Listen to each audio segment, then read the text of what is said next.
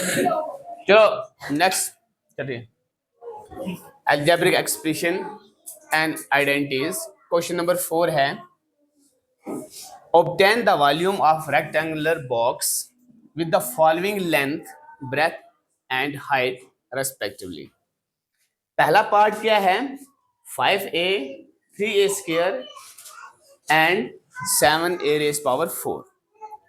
Question में ये बोल रहा है कि आपने एक रेक्टेंगल बॉक्स लेना है, उसका हमने लेंथ ब्रेथ और हाइट दिया है, ठीक है।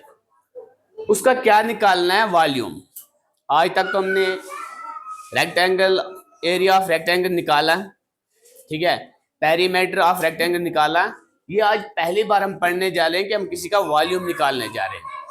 पहले हम समझ लेते हैं कि वॉल्यूम होता क्या है, ठीक है। पहले इस बात को समझ लेते हैं कि वॉल्यूम है क्या।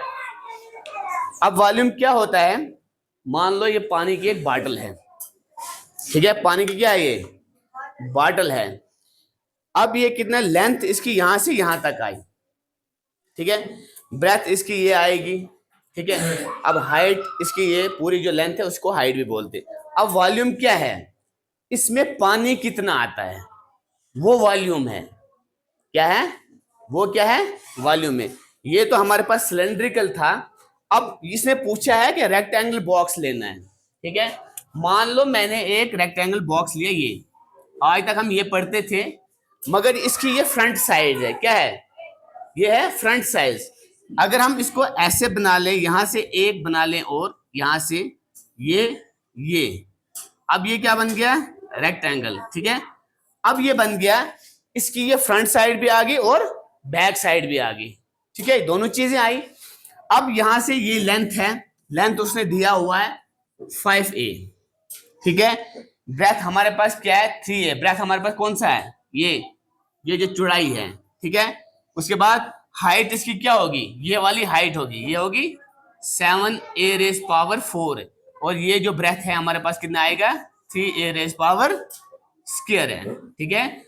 अब अगर इसमें भी समझ नहीं आ रही है रेक्टेंगल, मैंने एक ईंट ले ली, मान लो ये ईंट है, ठीक है, ये ईंट है, ये भी रेक्टेंगल की तरह है। अब इसको और इसको देख लो, सेम है ये, ठीक है। अब इस ईंट में आपने ये बैक साइड है, ये इसका फ्रंट साइड है।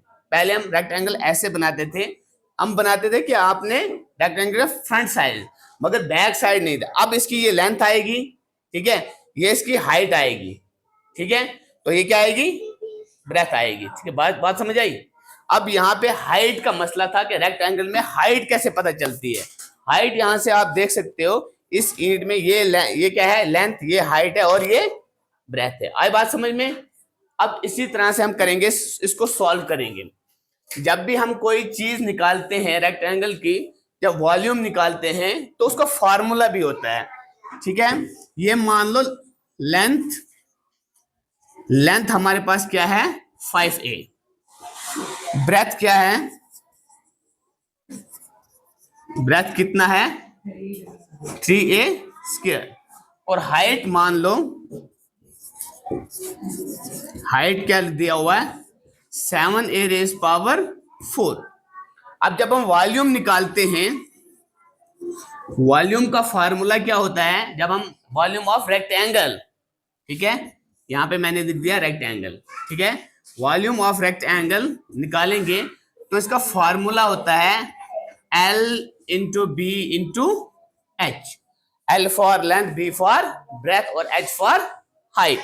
लेंथ हमारे पास कितनी है, 5a, ब्रेथ कितना आया, 3a स्क्वायर, इंटू हाइट कितनी हमारे पास है, 7a रेज पावर 4 है। पहले क्या करेंगे, जितने भी न्यूमेरिकल है इनको मल्टीप्लाई करेंगे, 5 इंटू ये वाला 3 इंटू 7।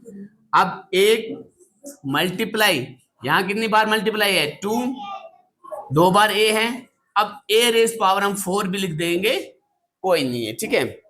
अब 5 3 से कितना होता है, 15, 15 7 जार कितना होता है, यहां पे रफ कर लो, 15 7 जार कितना होता है, 15 इंटू 7, ये बनेगा 35, 5 कैरी 3, 7 और 10, 105। ठीक है,